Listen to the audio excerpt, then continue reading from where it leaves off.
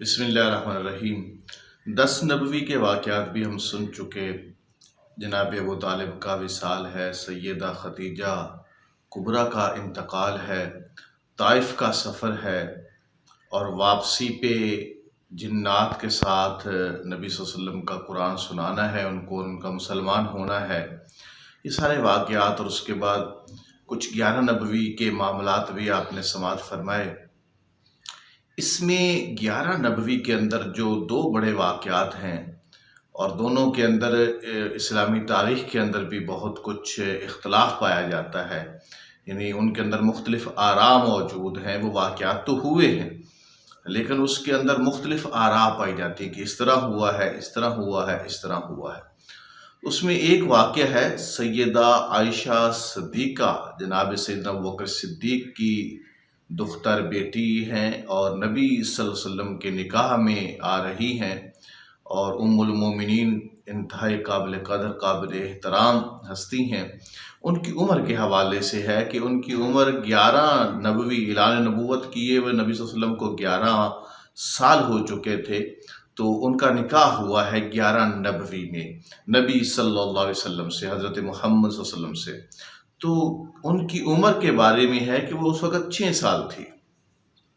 تو عام طور پر نابالغ بچیوں کا نکاح ہو جاتا ہے 6 سال کی عمر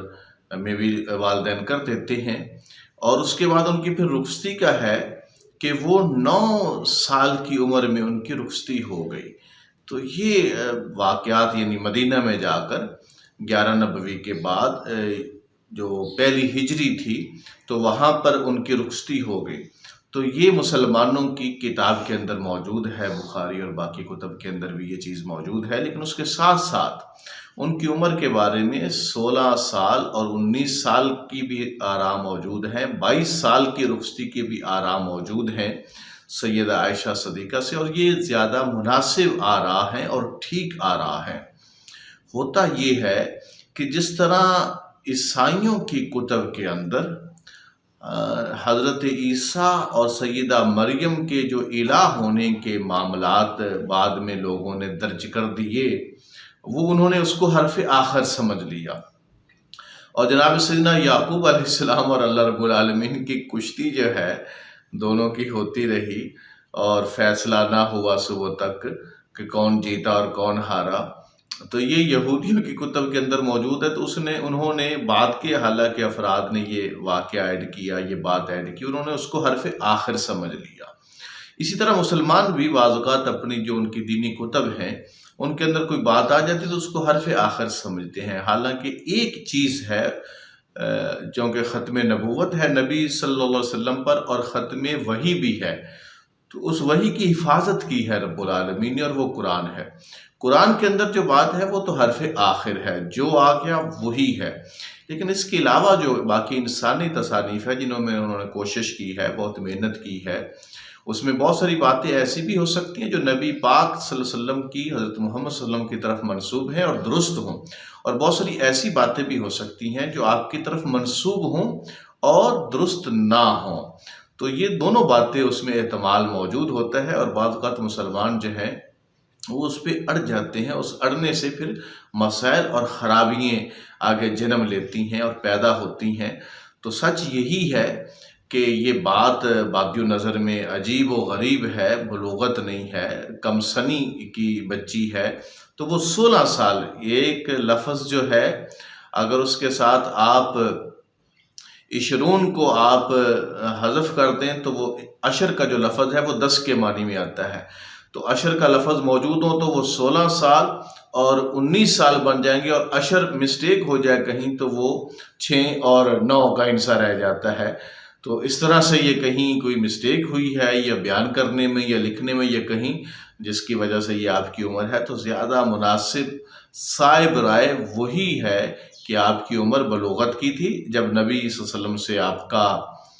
نکاح ہوا تب بھی بلوغت تھی، اور جب آپ کی رخصتی ہوئی تب بھی آپ کی عمر مبارک بلوغت کی تھی۔ بہرحال اس کے بعد جو چونکہ اس پہ ہم تفصیل سے بات نہیں کر سکتے، ہمارا فوکس جو ہے وہ سیرت ہے، نبی صلی اللہ علیہ وسلم کے شب و روز ہیں، آپ کے لیل و نہار ہیں، آپ کے ماہ و سال ہیں، وہ کیسے گزرے اور کیا کیا بڑے بڑے واقعات آئے. تو یہ ایک اہم واقعہ تھا، اس لیے وجہ سے اس پر کچھ گفتگو تو کی ہے. اس میں بڑا دوسرا واقعہ جو ہے وہ معراج کا ہے. بہت سارے مسلم واعظین جو ہیں، مبلغین جو ہیں، وہ معراج کے واقعے کو، جو آپ کو متعدد بار ہوا، جس کی تاریخوں میں بھی اسلام کی کتب کے اندر بہت زیادہ اختلاف ہے کہ یہ اعلان نبوت سے پہلے کی بھی کچھ کتب موجود ہے جس میں لکھا ہے کہ یہ واقعہ ہوا، اور کسی میں لکھا ہوا ہے کہ فلاں تاریخ کو، کسی میں مدینہ میں لکھا ہوا ہے، وغیرہ وغیرہ. تو یہ بہت ساری موجود ہے. اور مسلم واعظین جو ہیں وہ قرآن میں جہاں سورہ نجم کے اندر اور سورہ بنی اسرائیل کے اندر بھی ان چیزوں کا ذکر موجود ہے، تو اس کو بھی، اور احادیث کے اندر بھی جو کچھ ہے اس کو سب کو ملا کر وہ ایک واقعے کی جب شکل دیتے ہیں تو بہت سارا اس میں گڑمڑ ہو جاتا ہے، مکس ہو جاتا ہے، اور معاملات صحیح اس میں سمجھ میں نہیں آتے. ایک مرتبہ ایک بخاری کے اندر ایک حدیث کے اندر یہ پورا واقعہ ہے کہ آپ کعبہ میں سوئے ہوئے تھے اور پورا اس طرح سے سیر ہوئی آپ کو، اور پھر آپ جب بیدار ہوئے تو آپ کعبہ کے اندر ہی موجود تھے. ایک یہ بھی موجود ہے، اور دوسرا اس کے ساتھ ساتھ جو ہے وہ وہاں کا موجود ہے کہ آپ نے جنت اور دوزخ کی بھی آپ کو سیر کرائے گی. تو مسلم جو اکثریت ہے وہ بعض چیزوں کو بیداری کی حالت میں، جس طرح سورہ نجم کے اندر کا جو واقعہ ہے کہ حضرت جبرائیل کو دیکھا گیا ہے اور وہ بیداری کی حالت میں سب کچھ ہے، اور اسی طرح سورہ بنی اسرائیل کے اندر کا جو واقعہ ہے جہاں آغاز بھی اس سے ہوتا ہے اور آگے جا کر ایک آیت بھی اس طرف اشارہ کرتی ہے کہ یہ آپ کا رویا تھا، اور بہت ساری احادیث کے اندر بھی اس طرف چیز موجود ہے کہ یہ آپ کا رویا تھا. تو مسلمان اس میں بھی دو آراء رکھتے ہیں کہ یہ آپ کا رویا تھا، آپ کا خواب تھا، یا آپ کو یہ بیداری کی حالت میں، اور پھر سارے چاروں واقعات کو مکس بھی کر دیتے ہیں، اس کو ایک واقعہ بنا دیتے ہیں. تو یہ بہت سارے مسائل ہیں. سچ یہی ہے،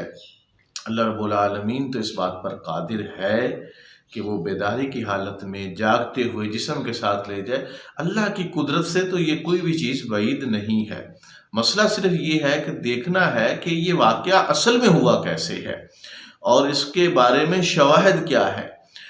آپ پہلے سے کوئی رائے اگر بنا لیتے ہیں اور اس رائے پر پھر آپ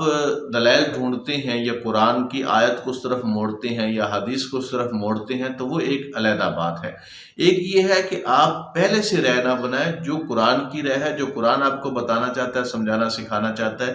جو صحیح احادیث میں بات آ چکی ہے اور قرآن سے مطابقت ہے ان کی، تو آپ اس میں اپنی رائے کو بنائیں. تو بہرحال یہ واقعات ہوئے ہیں. اللہ رب العالمین نے نبی اکرم صلی اللہ علیہ وسلم کو، اور اللہ تعالیٰ ملکوت السماوات والارض، زمین و آسمان کی اور فرشتوں کی اور جنت اور دوزخ کی اور یہ سارے معاملات کی، اپنے انبیاء کو، اپنے نبیوں کو مشاہدہ کراتا رہتا ہے. خواب بھی نبیوں کا ایک مشاہدہ بھی ہوتا ہے، چونکہ سچا خواب ہوتا ہے، اور یہ یقین کی کیفیت ان کے اندر آتی رہتی ہے، کیونکہ انہوں نے بڑے کام کرنے ہوتے ہیں، بڑے کارنامے سر انجام دینے ہوتے ہیں.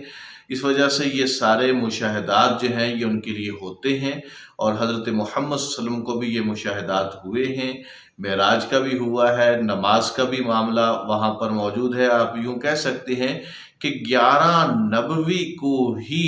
آپ کو محمد صلی اللہ علیہ وسلم کو نبوت کا اعلان کیے ہوئے 11 برس ہو چکے تھے. تو وہیں سے آپ صلی اللہ علیہ وسلم کا جو نماز کی فرضیت ہے وہاں سے مسلمانوں کے اوپر شروع ہوتی ہے، وہ بھی وہیں پہ فرض ہوئی اسی معراج کے واقعے میں اور معراج کی ملاقات میں. اللہ رب العالمین نے نماز آپ صلی اللہ علیہ وسلم پر فرض کی اور امت پر فرض ہوئی. تو یہ اسی طرح انبیاء سے ملاقات ہے، انبیاء کی امامت ہے. یہ سارے واقعات معراج کے اندر موجود ہیں. کیونکہ ہمارا موضوع معراج نہیں ہے. اگر آپ اس کو موضوع بناتے ہیں تو یہاں پر آپ کو 1 گھنٹہ گفتگو کرنی پڑے گی ان سارے واقعات کو تفصیل سے بیان کرنے کے لیے. ہمیں صرف آپ کو یہ بتانا ہے کہ 11 نبوی کو نبی اکرم صلی اللہ علیہ وسلم کو معراج ہوئی ہے، 11 نبوی کو سیدہ عائشہ صدیقہ سے آپ کا نکاح ہوا ہے، اور اس سے تھوڑا سا قبل آپ جائیں تو وہ 6 افراد جو مدینہ سے آئے تھے اور مسلمان ہوئے تھے ان کو آپ ذہن میں رکھنا ہے، کیونکہ ایک نئی ریاست کی، ایک نئی ہجرت کا آغاز انہی 6 افراد سے ہی بنتا ہے. وہ پہلی اینٹ کا کام دے رہے ہیں اس ریاست کی بنیاد کا. تو یہ واقعات سارے ہوئے۔ اس کے بعد کے کیا معاملات ہیں، 12 نبوی کو کیا ہوا، وہ انشاءاللہ آپ کو اگلی نشست میں بتاتے ہیں۔ بہت شکریہ۔